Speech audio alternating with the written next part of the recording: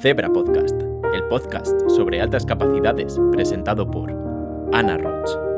Hola a todos, soy Ana Roig y estáis escuchando Zebra Podcast. Bienvenidos a un podcast muy especial para mí porque estoy con nada más y nada menos que con Jon Careaga.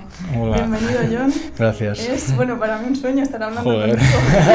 Empezamos, Qué guay, pues no sabía esto, no, así que... lo digo de verdad, Florín. Al final ha venido al podcast ya una serie de personas relevantes e importantes para mí, pero estar hablando con alguien tan mediático, pues no sé, me anima a seguir con este podcast y sobre todo pues, Qué guay. Pues a pensar que tendrá visibilidad, ¿no? Pues un placer. La verdad es que como hace mucho que no hablo de este tema, estoy un poco cagado, pero bueno, Sí. hay que superar miedos y hacerles frente, así que a Sé tope, que a es tope. un tema un poco delicado para ti, de hecho, pues eso, no hablas mucho de esto, hablas más de otras cuestiones. De otras cuestiones, sí.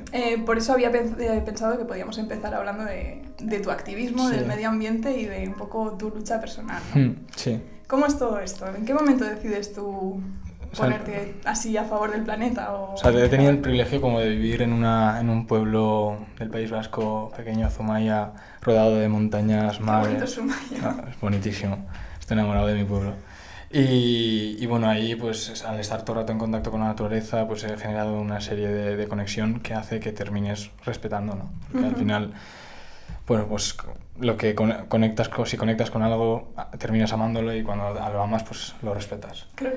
Entonces no hay ninguna, o sea, para mí cuando vi que de repente todos esos entornos naturales pues se convertían en un basurero, pues la única opción era como ser más consciente, intentar no fomentar eso y ser parte del cambio, ¿no? Entonces pues vino algo que, o sea, es algo que ha venido como poco a poco durante toda mi vida.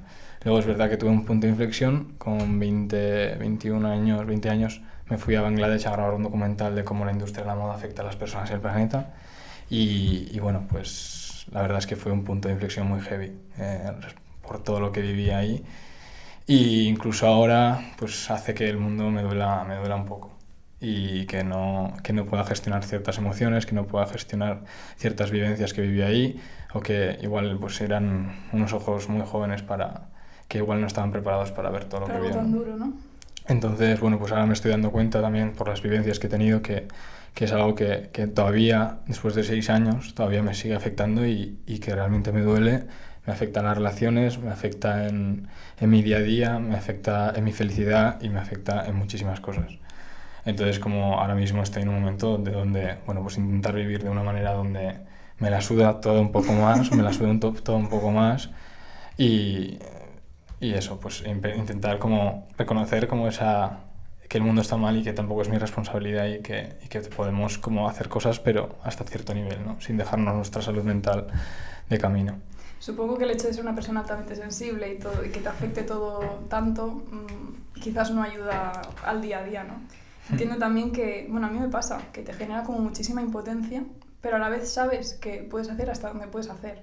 Claro. Y que a lo mejor llegas más lejos de lo que tú te pensabas en un principio, que tener muchos seguidores en redes sociales te puede impulsar a poder llevar tu mensaje más lejos, pero claro, el hecho de ser una sola persona, pues no sé, a mí me genera mucha impotencia a veces. Sí, es impotencia, es eso de intentar, o sea, entender cómo funciona el mundo, de repente cómo consigues esa lucidez, ¿no?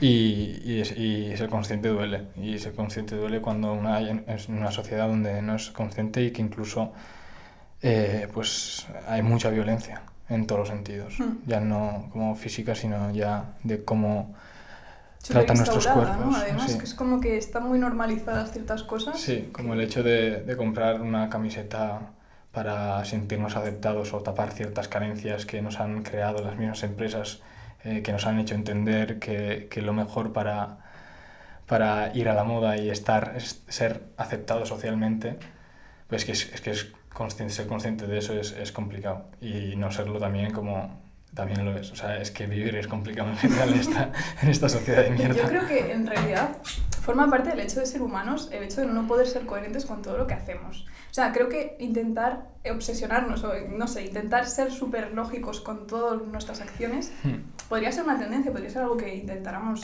pues, mantener, ¿no? Pero a la vez me parece un tema muy fastidiado, siendo humano. Sí, total. O sea, la coherencia dentro de un sistema tan hipócrita es prácticamente imposible. O sea, no podemos... Lo que tenemos que conseguir, lo que quiero conseguir yo es que que mis valores se alineen lo máximo posible a mis acciones. Pero nunca voy a conseguir que mis valores sean mis acciones porque siempre va a haber ese hueco de ahí que no se puede como juntar, ¿no? Entonces es eso, la coherencia creo que es esa distancia entre lo que pensamos y lo que hacemos. Y que no se puede, nunca podrá llegar a igualarse. Y por ejemplo, así para, no sé, saber un poco más de ti, ¿qué cosas haces tú para intentar alcanzar esos valores, aunque sea algo platónico? O sea, bueno, obviamente respecto a la industria de la moda soy algo más radical que en otros aspectos. No consumo en multinacionales, intento todo de segunda mano, marcas de moda sostenible. Y también no caer en ese consumismo de comprar cosas que no necesito. Obviamente hay a veces que te apetece comprar y lo haces, ¿no? Entonces ahí incluso te sientes culpable, como yo no necesitas, pero tío, te quieres sentir cómodo con lo que llevas, ¿no? Entonces, bueno, pues intento, o sea, siempre lo hago de segunda mano, con marcas sostenibles. Y luego también como el veganismo es algo que también es bastante importante en mi vida. De decir, cómo utilizamos, cómo entendemos el mundo desde nuestro ego, cómo deconstruimos ese ego y entendemos que los animales y otros seres vivos también están aquí compartiendo nuestro planeta y que no están a servicio de nosotros, ¿no? Entonces como eso también como es algo bastante importante en mi vida y que bueno, que me duele cada vez que veo un trozo de carne, que ahora pues lo tengo, o sea, lo quiero gestionar porque el mundo es así y no me puede doler tanto transitar en este mundo. Y que en realidad creo que, o sea, con todo respeto, y esto es una creencia muy personal, hay algo de violencia inherente en el propio hecho de vivir. Quiero decir, mis gatos, por ejemplo, son violentos a la hora de cazar una mosca y la matan y se la comen. Y eso no hace que sean malos de por sí, ¿no? Pero es verdad que no sé si eso se puede erradicar, esa violencia. Claro, o sea, la cuestión es que la moral y la ética, o sea, no es la misma la nuestra. Que también entendemos la moral y la ética como un constructo social, obviamente, ¿no? Y qué valores entendemos como morales y cuáles no. Entonces, como aquí hay otro debate bastante tochísimo, que ya entraríamos en temas filosóficos que no creo que hemos venido para eso, pero como, sí, o sea, es también como entender que también hay un ejercicio en mí y sobre todo en esta época pues me he dado cuenta de que entender que hay otras formas de vivir que no es la mía, que obviamente sé que los animales están sufriendo muchísimo detrás pero que también como no puedo exigir a la población que deje de hacer ciertas cosas porque bastante violencia sufrimos ya y tampoco quiero justificar, o sea, no lo justifico el hecho de comer carne, pero puedo llegar a entender que sea una opción para mucha gente. Y me duele porque detrás de cada vez que veo un trozo de carne, pues no veo el trozo de carne, sino veo una vaca en el matadero apuntándose, o sea, y una persona apuntando con una pistola, ¿sabes?, en su cabeza o con una guillotina. Y eso duele porque no hay ninguna necesidad. Pero entiendo en qué sociedad vivimos, entiendo el contexto, entiendo muchas cosas y eso me hace como poder empatizar, ¿no? Entonces, lo que no quiero es que mi capacidad de empatizar y mi sensibilidad se convierta en una coraza donde me encierre en ella y no pueda vivir en esta sociedad, ¿no? Entonces, como por salud mental, seguiré luchando por lo que realmente creo, que es que los animales, no necesitamos animales para poder vivir, los animales están con nosotros, no para nosotros. Y seguiré luchando por eso, pero también como aceptando las normas del tablero en el que estoy jugando. Me gusta mucho eso de aceptar, porque además creo que es un verbo que, bueno, a mí por lo menos cada vez que he ido a terapia ha estado súper presente, ¿no? Bueno, ya, tú no puedes cambiar el mundo, entonces, bueno, lo que no puedas cambiar, acéptalo. Y en realidad en mi época más rebelde me molestaba muchísimo, porque era como, no lo quiero aceptar, y si a mí me produce todo esto, ¿por qué lo tengo que aceptar? Y en realidad me parecía, pues eso, un poco resignarse, ¿no? Y yo no soy nada de resignarse, lo sabrán los que me conozcan. Pero a la vez, es verdad que a veces es la solución menos dolorosa, lo de aceptar. Sí, pero también como requiere cierta deconstrucción de tu ego porque básicamente estás reconociendo que tú no tienes el control de ciertas cosas. Y eso es, en mi caso, por ejemplo, es muy jodido porque en toda mi vida he tenido el control de muchas cosas, menos cuando de repente soy consciente y digo que, ostras, hay cosas que no puedo cambiar, hay cosas que no están en mis manos. Y además también como, o sea, pues eso, es que o sea, es impotencia 100% y es tu ego hablando. Sí. Tu ego de la forma más como negativa en ese sentido, ¿no? Entonces, bueno, pues sí, total. O sea, aceptar significa como mucho, o sea, es que decimos muy fácil la palabra aceptar, pero hay mucho significado detrás de esa palabra. Uh-huh. Cambiando así un poco de tema, porque me gustaría hablar también contigo de otras cosas, ya que te tengo aquí. Tú eres una persona que tiene altas capacidades, que lo ha dicho públicamente, aunque sé que es un tema que te cuesta poco, pero bueno, admiro mucho que un personaje público como tú tenga el valor de hablar de este tema en primera persona y encima no diga bulos o no diga mentiras, porque es que tú sabes la de personajes públicos que no tienen ni idea de lo que están hablando. Entonces, el hecho de que hables, pues, yo qué sé, con demasiado inteligente para ser feliz en la mano, yo qué sé, diciendo las verdades que hay, me parece admirable. Pero también eres una persona que tiene TDAH. ¿Cómo es esa combinación en ti? Ostras, una bomba en la cabeza muy heavy, muy heavy. Claro, entiendo. Bueno, para mí el TDAH ha estado siempre, obviamente, pero es algo que mis padres lo sabían.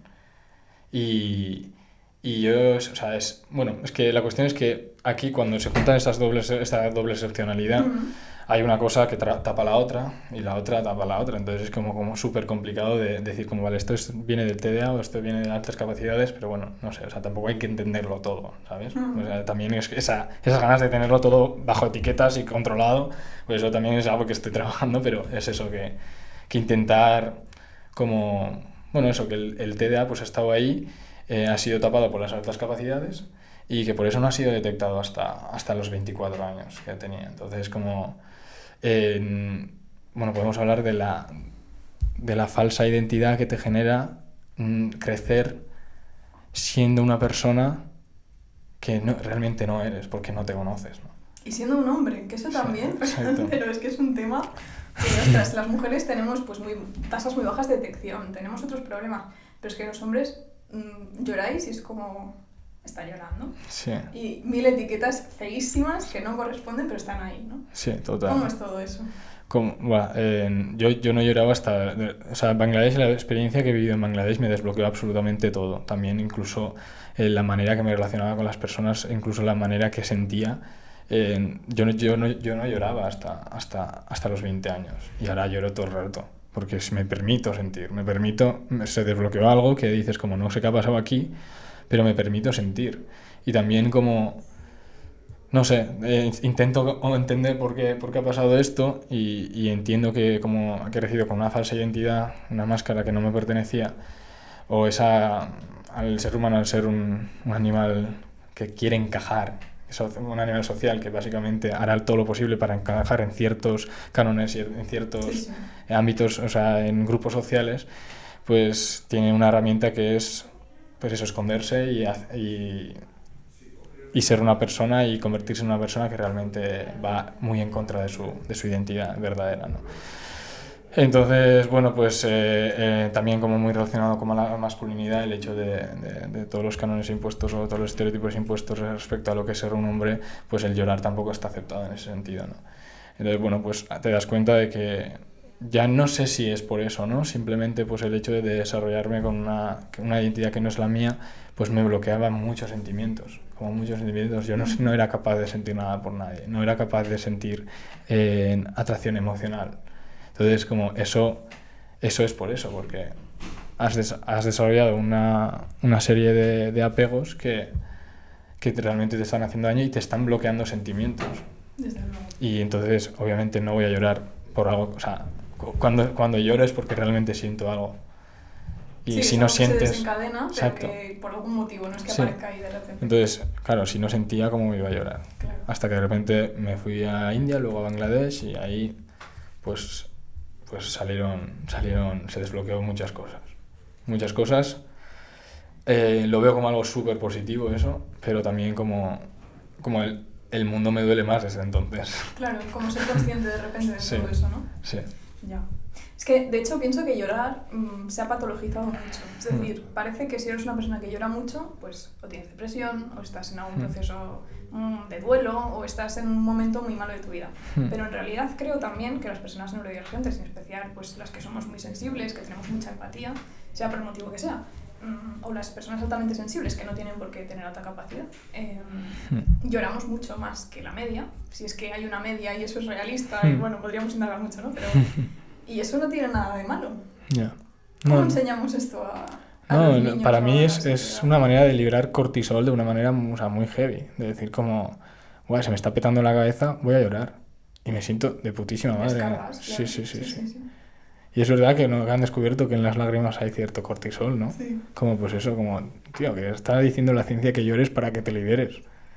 Es que además, mostrarte vulnerable es la forma más heavy de ser fuerte, de mostrarte fuerte. En esta sociedad donde los sentimientos se oprimen. Como no... O sea, podemos cambiar esa percepción. Llorar no significa ser débil, sino justamente todo lo contrario, porque te estás sintiendo vulnerable, estás mostrándote vulnerable en una sociedad donde la vulnerabilidad está penalizada. Y estás permitiéndote ser tú, ¿no? Exacto. Es lo que tú decías de la identidad. Entonces eso, como... Es que de verdad que es o sea, mostrarte vulnerable es de personas muy valientes. Y llorar, y cuando lloras, te muestras vulnerable. Y siendo un personaje público, ¿qué tal lo de llorar? Bueno, no solo querer montar dramas en mi Instagram, porque también como la tristeza, la depresión, la ansiedad, creo que se está romantizando bastante en redes sociales. Sí. Y se está sacando como beneficio de ello también. Antes parecía que no te podías mostrar llorando, y Claro. ahora parece que te tienes que mostrar llorando para parecer que eres Claro. una persona más Claro. profunda, ¿no? Entonces, como claro, juego con esas ideas también, que si me muestro tal y como soy, pues a veces no me da la gana y digo, pues no lo hago, ya sabes. Y también entiendo que mis redes sociales son lo que yo quiero enseñar. Eso es, no tiene por qué ser toda Yo tu vida. no soy yo eso. Entonces, decido yo lo que pongo y lo que no. Si creo que es necesario mostrarme así, mostrarme vulnerable para ayudar a otras personas o porque simplemente me ha salido de los cojones, pues lo haré. Si no, no. No sé, claro, y ya está. En cuanto a todo esto de la identidad, sí que me gustaría indagar un poco más porque creo que tienes mucho que contar en realidad de todo este descubrimiento de ti. Y me gustaría preguntarte, pues eso, en qué facetas o en qué puntos de ti crees que te has desarrollado más o has podido conocerte mejor, pues tanto a través de del viaje a Bangladesh como en general en estos últimos años, quizás.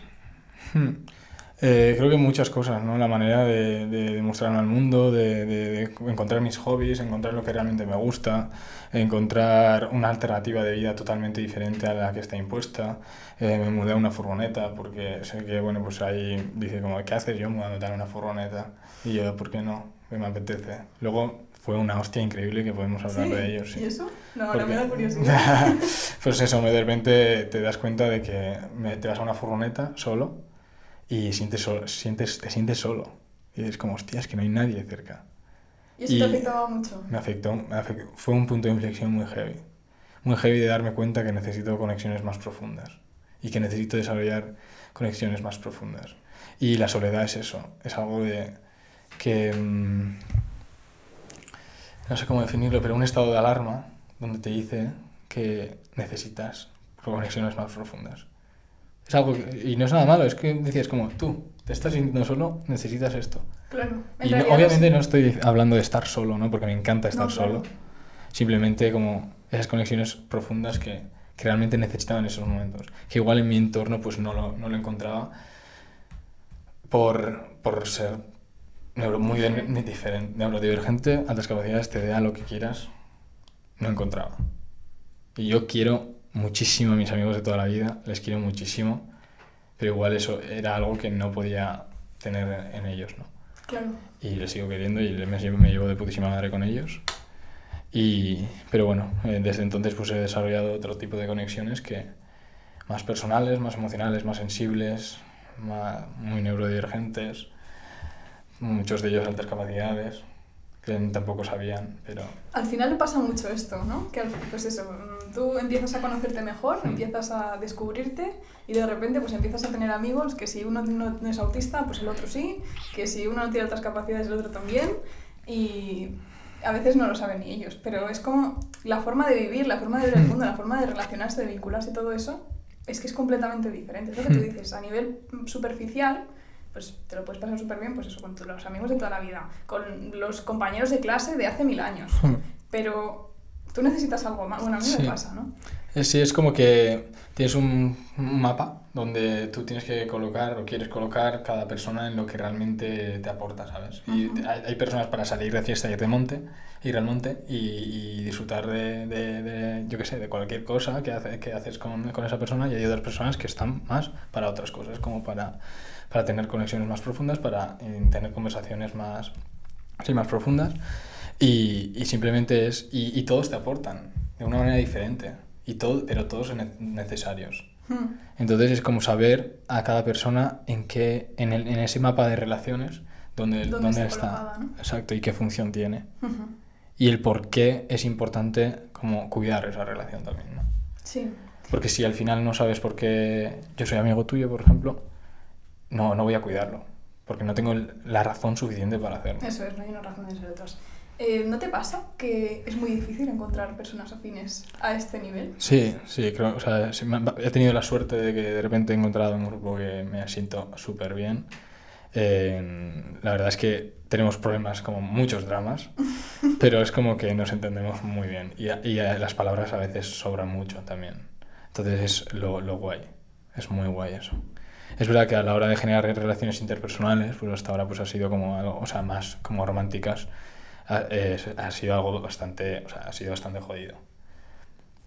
Pero bueno, creo que bueno, eso sin prisa que llegará, y bueno, si no llega también como saber como que no hace falta tampoco, ¿sabes? Pero es bueno. verdad que lo de tener pareja es como que nos lo imponen como algo muy necesario. Sí, exacto. Y en realidad la felicidad no se encuentra necesariamente o solo en ese tipo de relaciones. Exacto. Yo, por ejemplo, en mi caso, veo que la relación de pareja te puede aportar cosas que es difícil encontrarlas en otro tipo de relaciones. Yo qué sé, pues la cercanía, el estar completamente todo el rato con alguien, ¿no? O mucho tiempo. Pero es que esas cosas también las puedes encontrar a veces estando solo. Sí, total. A ver, es verdad que aporta mucho y aporta muchísima intimidad, aporta, o sea, un espacio seguro donde puedes mostrar tal y como es. Eso también los amigos te pueden hacerlo, ¿no? Pero entiendo que también es diferente. Pero bueno, eso, que también si es una persona como, o sea, no sé, sí, o sea, creo que o sea, te puede aportar, obviamente te puede aportar y aporta, y en mi caso pues sí que he tenido como relaciones bastante cortas, pero sí que, bueno, pues he sabido como, bueno, no sé. Es que ahora justo estoy en un momento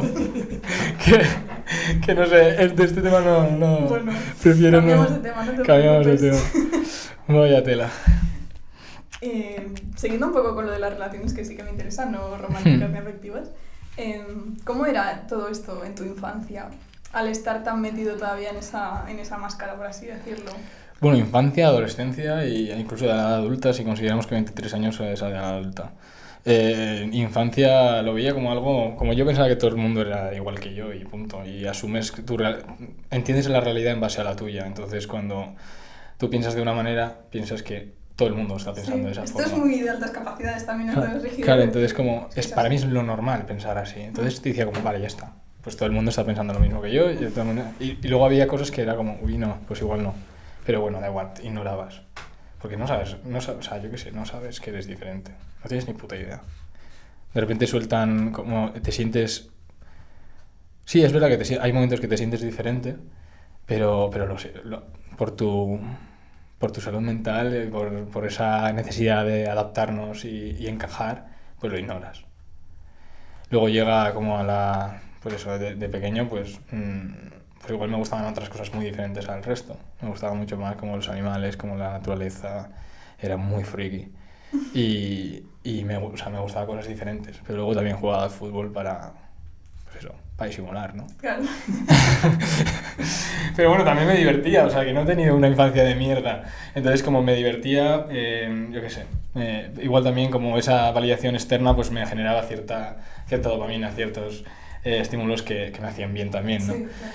Pero bueno, no sé, tampoco igual indagar tanto en ello, pero sí que bueno, era no o sea, no sé si me sentía, es que no me acuerdo muy bien, no sé si me sentía diferente o no. Había cosas que decía como, uy, qué raro esto, pero para mí era como, bueno, no sé, es que no me acuerdo muy bien de esa época, como realmente cómo me sentía. Eso, cosas que me extrañaban, pero que yo pensaba que todo el mundo pensaba conmigo y ya está. Claro. Luego en la adolescencia pues también como vas desarrollando un poco un sentido más crítico, pero a su vez como tienes ciertos estándares más heavy donde tienes que encajar, entonces pues haces un esfuerzo todavía muchísimo más grande porque tu identidad, bueno, pues yo creo que se pierde completamente, y no solo de las personas con altas capacidades, sino de todas las personas. Claro. Y bueno, pues yo la disfruté bastante, la verdad. La disfruté en el sentido de salía, me emborrachaba, ligaba, y en ese sentido sí que lo disfruté. Había cosas que no me encajaban, pero también como esa capacidad de ignorarlas y decir como me la suda esto, voy a seguir y ya está, ¿no? Como no era tan mental en ese sentido. Y luego como en la edad adulta, sobre todo ya, bueno, más después de adultas reímos. No, pero no, sobre todo después en la universidad, donde de repente te empiezan a hacer preguntas de quién eres, qué quieres, que no sé qué. Ahí ya se me cayó toda la puta máscara de la cara. Así de claro, digo, como no sé, no tengo ni idea quién soy. Deja de preguntarme esto, no puedo más, de verdad. Y de repente, bueno, pues estaba mal, y ahí un poco empecé en ese proceso de las altas capacidades, de identificarme como una persona como tal, el TDA, que explicaron muchas cosas que me ayudaron a quitarme esa máscara que tenía y a ser más yo.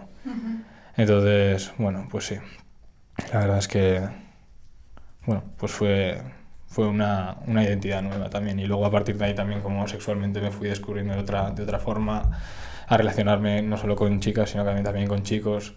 Entonces también fue una liberación que tampoco conocía, que claro, ¿no? También como el entorno en el que estoy, que todo el mundo pues es marica, así, claro, y también como lo que te ha hecho replantear ese entorno y cómo te han deconstruido a nivel esas deconstrucciones, o sea, esas construcciones socialmente, ¿no? Entonces estos constructos sociales pues también se eliminaron. Bueno, no se eliminaron, siguen ahí, obviamente. O sea, todavía pues me cuesta.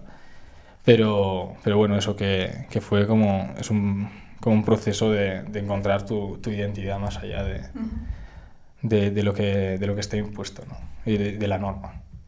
En una entrevista decías que sacabas muy buenas notas durante, pues eso, cuando en la escuela y demás. ¿Es verdad? No, o sea, sacaba 8-7. Bueno, oye... Sí, pero como que... O sea, iba bien en la escuela. Me hacía un cagao. Eso te quería preguntar, porque claro, los típicos mitos son, bueno, si tienes TDAH, pues muy mal, suspendes o tardas mucho en hacer los exámenes, entonces no llegas al final. Sí, si tienes altas capacidades, todo 10, matrículas, todo fenomenal, y a veces no es así. Yo misma he suspendido más de una vez alguna cosa y yo qué sé, y tampoco aquí estoy, ¿no? Pero eso, me daba curiosidad que nos contaras un poco también ese ámbito académico. Ese ámbito académico, bueno, siempre era, puedo hacer más, todo el rato. Y, no sé, mi madre desesperada, porque sabía que no hacía nada en el cole, que estaba todo el día haciendo el tonto. Y bueno, pues, y que luego pues como llegaba con un 7 pues tampoco me podía decir gran cosa. Claro. Pero las profesoras siempre era como puede hacer más y no hace, y yo qué sé.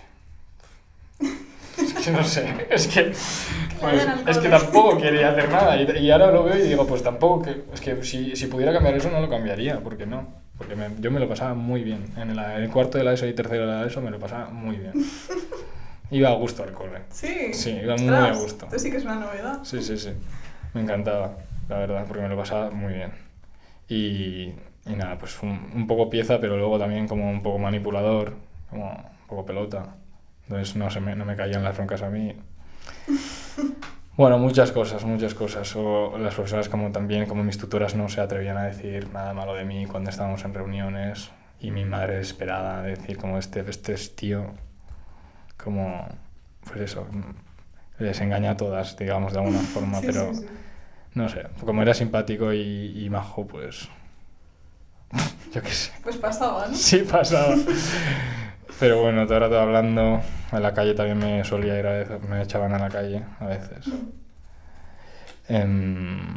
Los exámenes no me daba tiempo a hacer ningún examen, no sé qué hacía, mirando, yo qué sé. ¿Te despistarías? Sí, como... Pero al final sacabas nota, ¿no? Más o menos. Sí, es como que... Y luego estudiaba muchas horas. Bueno, no, estudiaba muchas horas, no. Estaba enfrente del libro vale. muchas horas. No estudiaba nada. Me leía como... Es que ahora lo pienso, porque hace poco tuve una... O sea, de nuevo estudié, porque en mi universidad todo fue práctica. O sea, todo era como algo súper práctico. Y hace poco me apunté a un curso de talonaje, de color de vídeo, y ahí me di cuenta de... Madre mía, no entiendo una mierda. Le llamé a mi madre y dije, mamá, que es verdad, que tenían razón las profesoras que no atendía una mierda en el cole. Y muy heavy, como me di cuenta de, joder, yo pensaba que sí, yo pensaba que cuando decía, sí, me porto súper bien, atiendo muchísimo, levanto la mano y así, porque obviamente no me podía estar quieto. Y luego actitud 6, ¿cómo que 6? Entonces, como no entendía. Pero obviamente no me he dado cuenta de que pues que el TDA está ahí y que funciona como cualquier persona que tiene TDA. Solo que pues las altas capacidades en este sentido sí que me aportan ciertas facilidades. Desde luego. ¿Te has medicado alguna vez por Sí. TDAH? ¿Y qué tal la experiencia con eso? Porque hay como muchas opiniones encontradas. O sea, yo supe que tenía TDAH oficialmente a los 24 años. Y ahí tenía como la opción de medicarme o no. Y para mí era como algo muy heavy porque mi posición política y mi ideología y mis pensamientos iban en contra de esa medicación. Básicamente porque la medicación me está haciendo que deje de ser una persona para encajar mejor en una sociedad donde existen ciertos márgenes, ¿no? Donde tienes que encajar ahí. Y yo estaba aceptando esas normas y estaba haciendo que voy a dejar de ser yo para encajar mejor y poder vivir mejor en esta sociedad de mierda. Y para mí eso fue algo como que me generó como muchísimo conflicto. Y me acuerdo como eso, de vuelta de la psiquiatra, como llorando. He sangrado por la nariz como pues, cuando tengo mucha carga mental. Mi cabeza, mi cuerpo lo expulsa en forma de sangre de la nariz. Mucho. Y he sangrado como 2 veces muy heavy por la nariz. Los 2 como enfrente de mi madre, cuando me pregunta qué tal y de repente pues le suelto todo. La primera me preguntó como ya estaba en un proceso de altas capacidades, que si luego podemos entrar en ello. Y la segunda era con el TDA. De decir como no puedo hacer esto. No puedo aceptar que la sociedad no me acepta y que me voy a tomar una pastilla para ser aceptado. O sea, y eso fue algo muy heavy. Como decir, como, no quiero esto. O sea, yo no soy así, soy rebelde, ¿no? Entonces, a veces, y me los tomé, dije, como, tío, cállate la puta boca. O sea, de verdad, o sea, deja la política, deja tu posición política y tus ideologías. O sea, vive, ¿sabes? Ya hace mucho que no vives. Y entonces me empecé a tomar las pastillas. Empecé con 30 miligramos y luego el psiquiatra como me empezó a subir, algo también me dio una sobredosis, sí, que no, sí, me subió a no sé cuánto era, 50 o 75 y me dio como una hiperactividad muy heavy, como estuve 2 días que te quería hacer todo deporte, como bueno, todo lo contrario al objetivo de las pastillas. Y entonces como sí que hay reflexiones sobre lo que era la psiquiatría y bueno, todo tema de pastillas y todo. Y la verdad es que, bueno, pues ahora, gracias a esa experiencia, pues soy muy reacio a estas cosas, ¿no? Hombre, te tuviste que sentir súper... Me sentí de decir como, tío, ¿qué haces? O sea, al psiquiatra mírale y digo, ¿qué haces? Que ¿por qué me has dado más de lo que realmente necesito? ¿Por qué me estás intentando convencer de que una pastilla es apta para mí? Cuando yo te he dicho que esta pastilla me va bien y me dices, vale, vamos a probar con más, porque no se te ha calmado esa ansiedad que tienes. Y yo, ¿qué haces? Y de repente... Además, si es una ansiedad, pues a lo mejor es que hay otra causa subyacente que no la tapa una pastilla. Claro, total. Y digo como... Y entonces me sentí fatal y me enfadé como mucho. Entonces luego Normal. me empecé a automedicar, así de claro. Bajé la dosis, no fui más al psiquiatra. Y la verdad es que para una temporada me vino muy bien esa pastilla para intentar como asentarme intentar asentarme y al final encajar. ¿Como que te ayudaba a concentrarte o en qué notabas que...? Me ayudaba a concentrarme, me ayudaba a calmar mi hiperactividad mental, me ayudaba a estar más tranquilo, me ayudaba a poder gestionar mucho mejor mis emociones, mis pensamientos, mis sentimientos. Y me facilitaba mucho. O sea, pero luego llegó un momento donde se me gastaron las pastillas y dije, ya está. Se acabó. Y la verdad es que bien. Pues no sé, no voy a criticar la medicina desde aquí. O sea, sé que obviamente sí la industria... Podemos hacerlo si quieres. Sí, la industria la criticaré siempre, como los intereses que hay detrás. Pero mi realidad... O sea, yo sé cuál es mi realidad y mi realidad no define la realidad de otras personas. O sea, yo lo que yo necesito no significa que a otra persona le va a sentar mal, ¿sabes? Y entonces, bueno, pues eso. Fue como... Sí, pues también el hecho de decidir tomar las pastillas también fue un punto de inflexión. De decir como, venga, John, vamos a intentarlo. Es verdad que sí que esto me da para una reflexión que me parece súper importante, y esto va más allá de la industria de la medicina, de la industria de lo que quieras, que es los profesionales que nos encontramos, cualquier persona que va a pues, un servicio de salud mental, ya sea psicólogo, ya sea psiquiatra, ¿no? Que es que me parece muy heavy y muy fuera de lugar, de un mundo completamente ido, que pueda haber psiquiatras deshumanizados como los hay. Que a mí me pasó, ¿no? Ya hace como un año hice una formación para la evaluación del autismo. Y yo, pues como estoy más especializada en alta capacidad, pues preguntaba más por personas que puedan tener las dos cosas, ¿no? Para saber y tal. Y la respuesta era algo así como, bueno, pues si tiene altas capacidades y es un listo de estos, pues una persona que es psiquiatra, que está formando a otros psicólogos y a otros profesionales. Y luego, pues también dijo en alguna ocasión personas que tenían alguna deficiencia mental o un CI más bajo, tontitos. Y es como que me quedé helada, pero no ya por la palabra, que es una tontería, no tiene importancia, sino por todo lo que conlleva, ¿no? Que claro, hablemos así los propios profesionales. Es que eso es eso, cómo el lenguaje define la realidad y cómo afecta a esa realidad. ¿Sabes? Si utilizamos esas palabras, como vale, puede quedarse ahí esa palabra, pero genera un entendimiento de la realidad como súper tóxica. Súper tóxica y súper violenta. Y esto, bueno, era una formación que por lo menos no teníamos a los pacientes delante, ¿no? Yeah. Pero, claro, tú te vas a eso, al psiquiatra, tú sientes que realmente es una persona que está entendiendo y está intentando ponerte en tu piel para tratar. Yo con mi psiquiatra, no. La psiquiatra al que fui, no. De hecho, le odiaba. Literal. O sea, digo, es que es gilipollas, así. Es que... Y mi madre... claro, yo le que intentaba como también esa capacidad de... O sea, esas ganas, esa intención de dejarle mal y de tu ego, de decir como... ir en contra... O sea, sí es dejar mal, dejar en evidencia a esa persona que te está cayendo mal, ¿no? Y me salió mi ego más tóxico y le hice preguntas que se me quedó como así, pero le dije como, a ver, tú, si yo tengo una nariz grande y no me gusta mi nariz y esa nariz no encaja en la sociedad, ¿me vas a decir que me opere? Porque tú me estás dando pastillas para adaptarme a unas normas que están impuestas en la sociedad. Claro, el tío se quedó como... A ver, pero... La primera vez en mi vida que me preguntan eso me dijo. Pero claro, se quedó como callado y claro, pues es que para mí era eso en ese momento. Pero claro, entonces ¿para qué vas al psiquiatra? Aclárate. ¿Qué crees? ¿Que el psiquiatra te va a decir, no, tienes que aceptarte? No, al psiquiatra te va a dar una puta pastilla. Pero es que ese es el problema. ¿Cómo puede ser que haya un médico que su única función sea medicar a la gente sin conocerla? Y que vayas ahí por una depresión y te den medicación para la depresión y no te estén tratando semanalmente. Es lo más importante, el acompañamiento, la terapia, el tener a personas cerca que te intenten ayudar. Sí.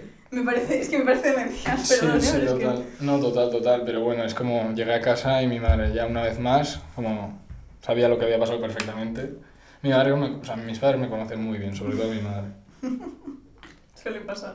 Me ha parido.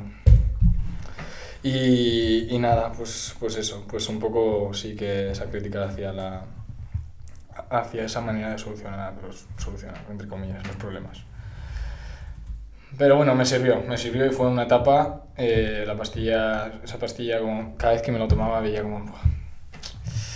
Como si te metieras veneno, ¿no? Sí, era así total, era como, bueno, un día más sin serio. Y eso es muy heavy eso. Decir como, yo, para encajar en la sociedad, tengo que tomarme esta pastilla. Hombre, es verdad que hay casos muy severos en los que realmente les afecta mucho la vida cotidiana. Yo, por ejemplo, conocí un caso de una mujer que es que se dejó un día a su hijo en el colegio y no se acordó hasta las 5 de la tarde o algo así, porque habían llamado a los abuelos o tal para ir a buscarle y eso, pensaban que le había pasado algo porque encima no estaba en casa. Bueno, o sea, una situación que es que dijo ella misma, va, me voy a tomar lo que haga falta porque yo no soy una persona funcional. Yeah. Es verdad que en ciertos momentos sí que necesitamos la concentración o la atención o lo que sea para poder pues, hacer nuestra vida diaria. Que luego nuestra vida diaria se adapte o no a lo que somos ya es otro tema, pero sí que es verdad que hay casos muy severos. Tampoco yo quiero que este podcast parezca aquí que demonizamos la medicación porque es lo que tú dices, que depende mucho de la realidad de cada uno, ¿no? Total. No, y a mí me ayudó, así claro. Y me gusta decirlo porque va en contra de mis principios y de todo esto, pero es verdad, me sirvió. En ese momento me sirvió. ¿Ahora me serviría? Pues no sé. Ya está. Lo que pasa es que el proceso no fue correcto. Yo creo que fue una mierda. Yo también no sé si estaba abierto, dispuesto, deconstruido 100% para enfrentarme a un psiquiatra, ¿sabes? Pero es que a lo mejor con no es muchos que prejuicios. Enfrentar al psiquiatra, es el psiquiatra que se tiene que enfrentar a ti, ¿no? Ya, pero... Es que no sé, me parece que tenemos como muy instaurado eso, que los médicos o tal, yo creo que esto también de cuando eran nuestros abuelos, ¿no? Que iban al médico, se ponían su mejor traje para ir al señor doctor y seguimos un poco con eso, pero realmente los profesionales son los que nos tienen que ayudar a los humanos de a pie, ¿no? Sí. No sé. Sí, total. No A sé. ver, me decías que podemos hablar de cuando la primera vez que sangraste súper duro por la nariz de alta capacidad. ¿Qué pasó? A ver, Bueno, o sea, un poco, ¿quieres que cuente como el proceso desde el principio, no? Uh-huh. Bueno, empecé a ver un documental. Bueno, mi madre me dijo, John, mira este documental. Y era un documental donde se trataba las altas capacidades. Uh-huh.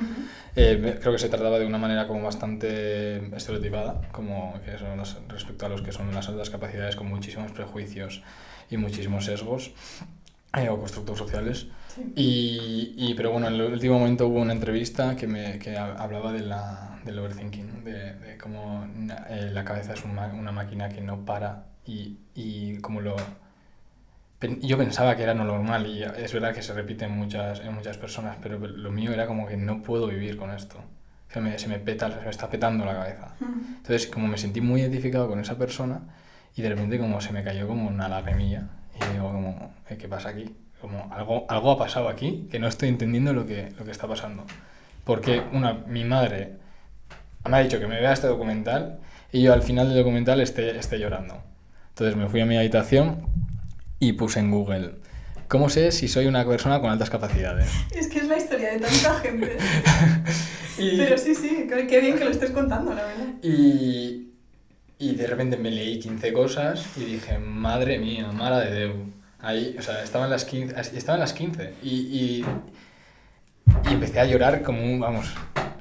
Y no entendía por qué estaba llorando, porque decía como, John, cállate, tú no eres listo, John, cállate, tú no has sacado buenas notas en la vida, John, bueno, ¿sabes? Como... Bueno, no sé, o sea, veía como... Bueno, estaba súper perdido, estaba en la mierda, porque no sabía ni lo que era esto, no sabía por qué estaba llorando, tampoco lloraba mucho aquel entonces, estaba muy perdido. Y entonces decidí como ignorarlo, pues súper bien. Y en esa, dije, como John, no seas flipado, tú no eres inteligente, déjalo. Es que ese es otro tema también, que es que parece que para ser alta capacidad tienes que tener el carnet de hiperlisto. O sea, qué rabia me da, es que no puedo con este tema, de verdad. No. Y además mucha gente incluso se niega a hacerse la evaluación por ese mismo tema. Yeah. Te llaman y dicen, yo es que sí que eso, veo muchos rasgos tal, pero es que luego yo soy una persona que soy muy normal, que yo trabajo en un sitio muy normal, que yo mi vida, dices, a ver, muy normal, ¿qué quiero decir? Y a veces la alta capacidad puede ser tu enemiga si no sabes conocerla, claro. O puedes tener un TDAH que te dificulte otras cosas. Exacto, entonces pues lo ignoré y después de un mes después como me surgió como una oportunidad, con una conversación dije, bueno, yo voy a probar ir al psicólogo, ¿por qué no? Y porque estaba mal. Y en la psicóloga tardó como 15 minutos en preguntarme a ver si alguna vez alguien me había dicho si era una persona con altas capacidades. Y entonces cuando dije, como dijo, hostia, qué heavy, que haya pasado esto. Y entonces, bueno, de nuevo empecé a llorar. ¿Por qué? Por miedo, muchísimo miedo. Muchísimo miedo a que una persona me esté diciendo, una persona profesional me esté diciendo en la primera sesión, en el primer cuarto de hora, a ver si que era una persona, para mí en ese entonces, bueno, y ahora también, rara. Era eso, era como fuera de lo establecido, fuera de lo socialmente funcional. Bravo por esa psicóloga que vio esto, porque Sí. pasa mucho también que Sí. no lo vean o no lo Sí, sepan sí, o no sí, sepan de lo que o sea, hablamos. muy, muy heavy, fue muy heavy. Y estoy súper como agradecido con ella, luego no supo gestionarlo bien, porque no sabía mucho o sea, parecía que no sabía mucho de ese tema, entonces como yo estaba intentando ir al psicólogo, bueno, después de esa primera sesión, como salí hundidísimo de la terapia, como mi primera terapia ya como fatal. Ya estreno. Estreno, sí, bueno, fui con 12 años también para ver si tenía algo, resulta que dijeron que no. Y nada, pues eso, pues salí de esa terapia muy mal, muy mal, ¿no? O sea, era como no quería contárselo a nadie, como era mi mayor secreto, de decir como a mi padre me costó contarle muchísimo, luego vino mi madre, de nuevo se lo conté a ella y a mis amigos como no, ni de palo. Resulta que todo el mundo pues a nadie le extrañó en ese sentido, ¿no? Entonces como porque están viendo la gente cosas que yo no estoy viendo, entonces Aún enmascarándote tú. Aún Porque enmascarándome imagínate si yo. llegaras a ser tú de verdad. Exacto, aún enmascarándome como... Y mi madre me dijo como... No fue muy acertada, lo siento, se me queda escuchar esto, pero no fue muy acertada diciendo como, ¿y tú no sabías esto? Y yo pues no tenía ni puta idea, lo siento, pero no. Y entonces, bueno, pues eso, empezó un proceso súper duro en ese momento. Fue un proceso muy jodido, porque yo iba a la psicóloga intentando saber lo que era esto que me había dicho. Y esto que me había dicho, como yo no sé, no era capaz de poner como, ¿qué es esto? Que tengo un miedo, me has puesto una etiqueta, me has soltado una bomba que ahora mismo no sé lo que significa. Además, que tú yo que sé, buscas en internet qué es tal enfermedad y te dice, pues es tal, estos son los síntomas. Tú buscas qué es la alta capacidad y cada uno te dice una cosa. Es algo tan difuso y tan poco consensuado que es que, pues es lo que tú quieras que sea, en realidad. Es que luego cómo se definen las altas capacidades también es como un temazo Sí. heavy. Y entonces, bueno, pues a partir de ahí empezó ese proceso de que pensaba que estaba bien, como de voy al psicólogo, estoy de camino, he encontrado una respuesta a lo que me pasa, muchísimo alivio, muchísimo miedo, muchos sentimientos como contradictorios o bueno, una vez sentía algo, otro, bueno, en fin. Y nada, llegó un momento donde llegué a casa después de terapia y mi madre me preguntó a ver qué tal estaba. Y una pregunta que bueno, complicadísima de responder, incluso cuando estás bien. Y me le dije bien. Le dije bien y al momento... Y vino todo, ¿no? Una avalancha y Le dije bien y al momento mi cabeza dijo, mi cuerpo dijo, no mientas, cabrón, dime la verdad. Y me soltó un chorro de sangre por la nariz, que me montó un puto matadero, eso sí que era un matadero, en la cocina. Y fue como, wow, qué heavy esto, muy heavy. Y me asusté, dije, ¿qué está pasando aquí? Claro. Que mi cabeza y mi cuerpo me están diciendo cosas que yo no espabilo. Entonces yo no espabilé, mi madre sí, menos mal. Y tomó como las riendas del juego y me ayudó muchísimo en ese sentido. Porque se puso en contacto con personas que entendían esto, cambiamos de psicólogo, me hice las pruebas. Que encima las pruebas vi en una entrevista que había sido un desastre, con desastre, fiebre y no sé qué. Con fiebre, sí, me dieron la vacuna del COVID, en fin, y me sentó muy mal. Y además tenía un herpes aquí que me salía enorme, que me generó una infección. Bueno, y sí, horrible, o sea, muy nervio, o sea, muchísimos nervios, el TDA en su máxima expresión. Fue un proceso súper jodido. Mientras tanto, como querías que saliera que sí, pero querías que saliera que no también. Sí. porque era como, no quiero ser esto, pero por fin tengo respuestas. Claro. Como miedo a lo desconocido, pero alivio de tener una etiqueta donde te puedas sentir representado. Esto lo hizo mi hermana con 7 años, que la tía hacía mal las pruebas aposta para ver si sabía que no, porque ella me había visto a mí, yo soy la mayor, y ella no quería tener nada que ver con esto, porque porque esto es un desastre, se meten contigo en clase, no sé qué. Yeah. Hombre, yo supongo que mi historia de la etapa escolar no tiene nada que ver con la tuya, pero eso, ¿no? Que al final vemos la cara mala y no queremos ser eso. Total. Y entonces, bueno, pues eso, pues esos sentimientos también como contraponiéndose. Y aún así salió que sí, ¿no? Sí, aún así salió que sí.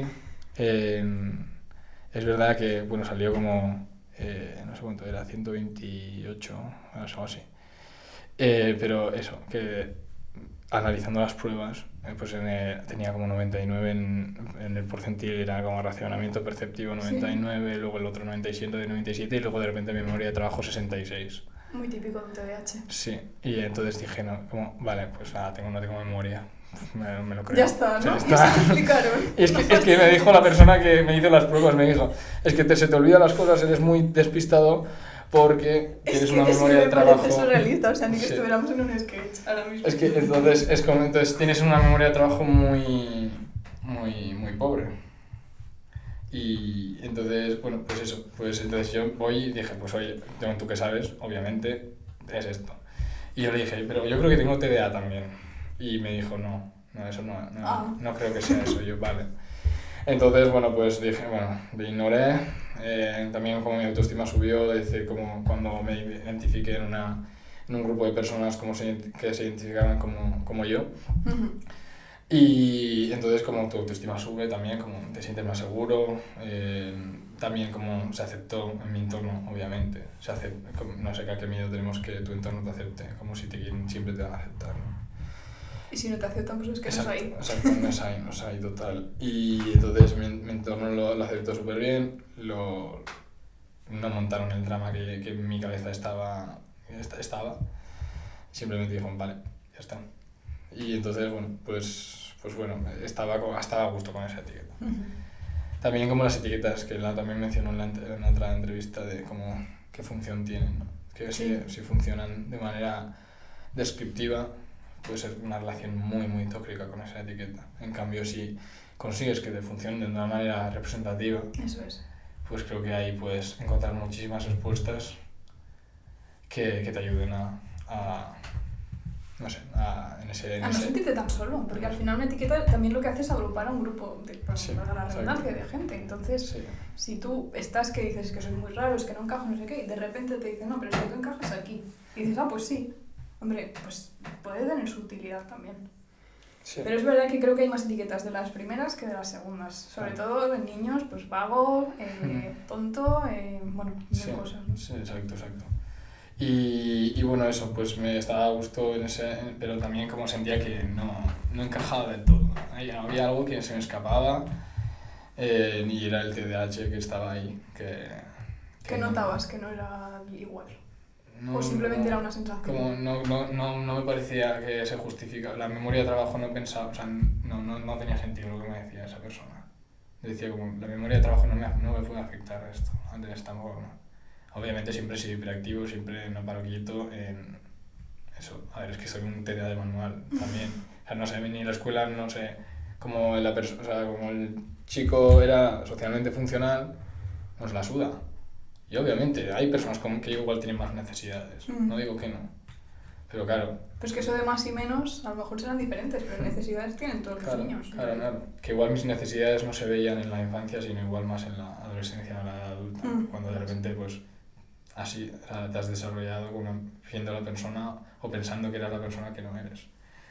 Entonces igual, pues sí que esa etiqueta me ayudaría como a ayudarme en ese proceso, pero bueno, tampoco voy a decir cómo serían las cosas si fueran diferentes, porque de verdad que mi vida me encanta, tiene muchos altibajos, y si no hubieran pasado las cosas como han pasado, no estaría aquí, así que punto, y ya está. Y eso sí que es aceptar, aceptar ha pasado así, Pero de una forma sana también, ¿no? Sí, tampoco te queda otra. es como que no puedes cambiar el pasado. No, claro. Entonces, como ya está. Pero bueno, aceptarlo es como abrazarlo en cierto modo. Sí, abrazarlo vale, y... hemos llegado aquí. Sí, incluso lo romantizo un poco también. Bueno, eso suele pasar. Todo lo que no está ahora es como que es mejor. Sí, total. Lo más romantizo en el sentido de, bueno, pues está... Bueno, pues te quedas con lo mejor. Y me acuerdo cuando en estas entrevistas y cuando lo repaso, pues me acuerdo lo mal que he pasado y lo mierda que ha sido. Pero bueno, sí, ya no duele tanto. No duele tanto, exacto, no duele tanto. ¿Y entonces lo del TDAH cuándo fue que...? 6 meses después de las discapacidades, que también ahí fue algo como muy heavy, porque cuando me hicieron el examen del TDA, la velocidad de procesamiento la tengo muy elevada.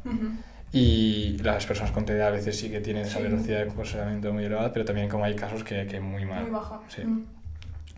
Y bueno, todo dependiendo de la persona también. Y entonces como yo pues hice las pruebas y le dije ya he terminado. Y la chica me dijo como nunca le había pasado eso, por ejemplo. Y por ejemplo pues también como la velocidad de procesamiento a la hora de leer ciertos bueno, te ponen una prueba de leer. Sí. ¿Qué velocidad lees estas palabras?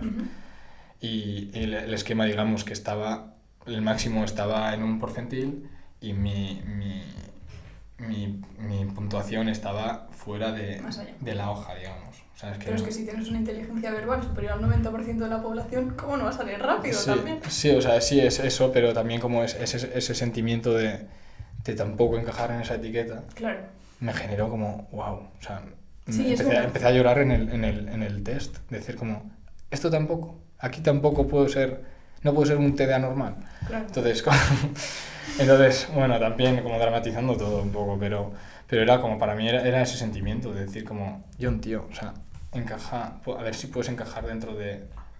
Es que es verdad que la gente que tiene solo una cosa de estas, ¿no? Es como muy fácil, porque todo es de manual o muchas cosas, pero claro, es verdad que luego también nos pasa mucho que nos llegan a nosotros casos de pues, doble excepcionalidad o múltiple excepcionalidad, porque el nombrecito, de verdad, no vamos bien con lo de los nombres en este país, que si superdotado, que si sobredotado, que si doble excepcional, es que de verdad, bueno, eso da para otro podcast, pero eso, que no encajan en ninguno y a la vez se sienten identificados con todos y es como sí, pero no, y más en autistas, que esto me he fijado, igual está mal generalizar, pero que tienen como esa rigidez, ¿no? A veces, de decir... Yo soy esto, vale, pero esto no, entonces ya no soy esto. Claro. Y es muy complicado a veces encauzarlo y decir, a ver, tú te llamas Jon, tú eres Jon, luego ya lo que tú tengas de atributos será lo que tú quieras, pero... Claro.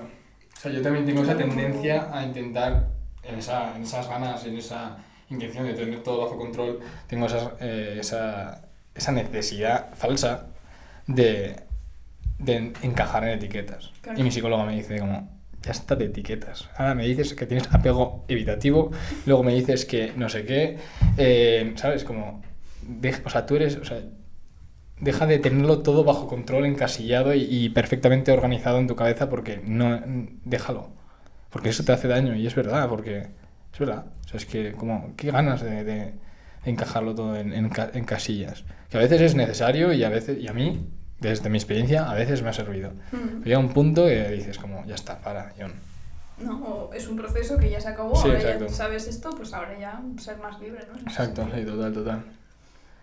Y que eso, que vas evolucionando, que ahora que no puedes definir con una etiqueta. Si ahora tienes apego evitativo, pues puede pasar algo que dentro de 3 años tengas apego ansioso. Entonces sí, no te puedes... Y puedes incluso tenerlos a la vez de alguna forma. Exacto, o sea, que desorganización.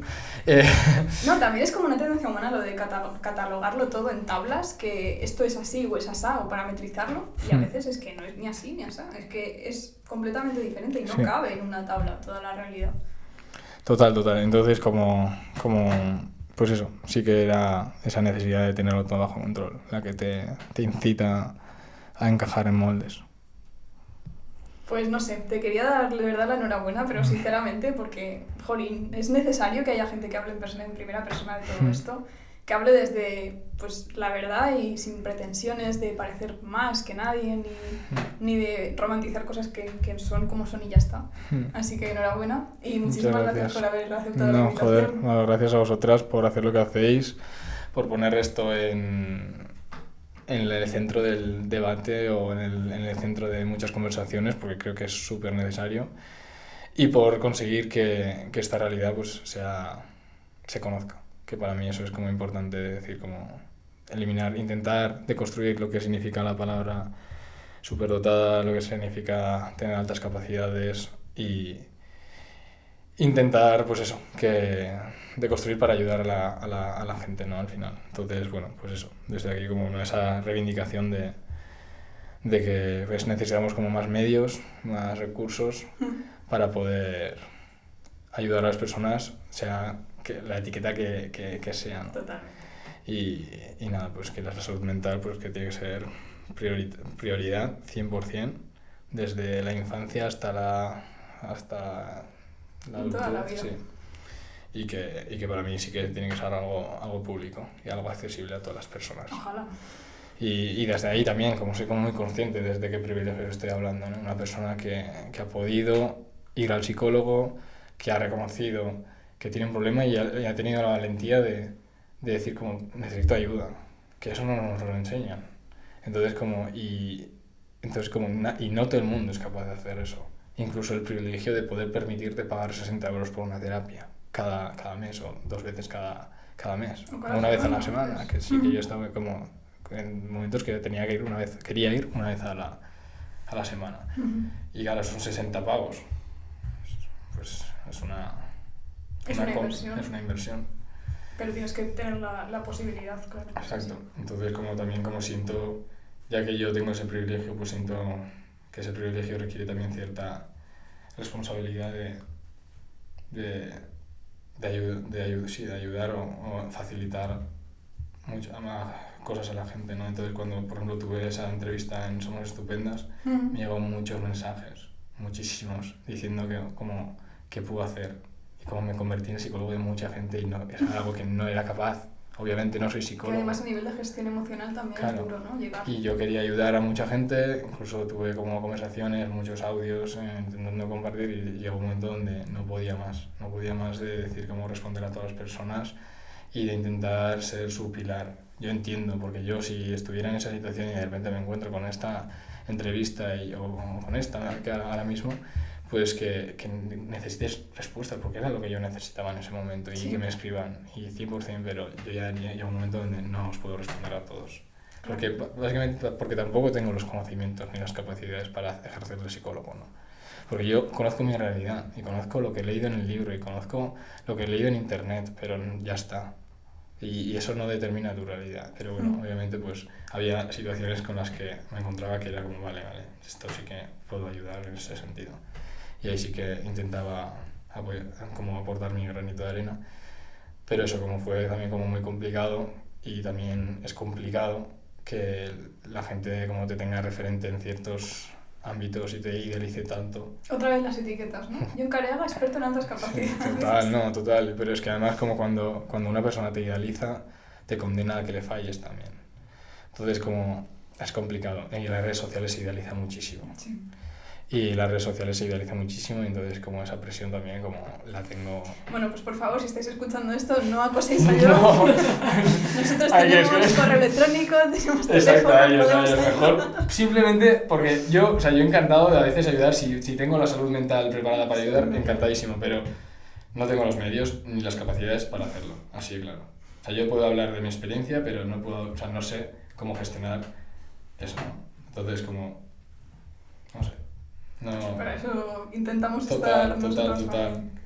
O sea, yo sé que como en mis luchas, qué papel desempeño.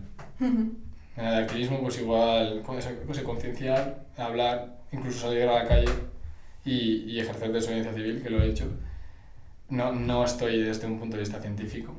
O sea, intento que la ciencia llegue a la ciudadanía de una manera más amena, de la manera más amena posible. Y aquí también sé cuál es mi papel, que es contar mi experiencia, para que a la gente le resuene y que pida que, o no, o conocer o desmitificar lo que significa ser altas capacidades, y la que necesita ayuda, pues es verdad que pues hay otros medios, ¿no? Otros espacios. Eso es. Así que nada, a contactar a ella. Bueno, Jon, es que ricasco. Es que ricasco soy. Gràcies.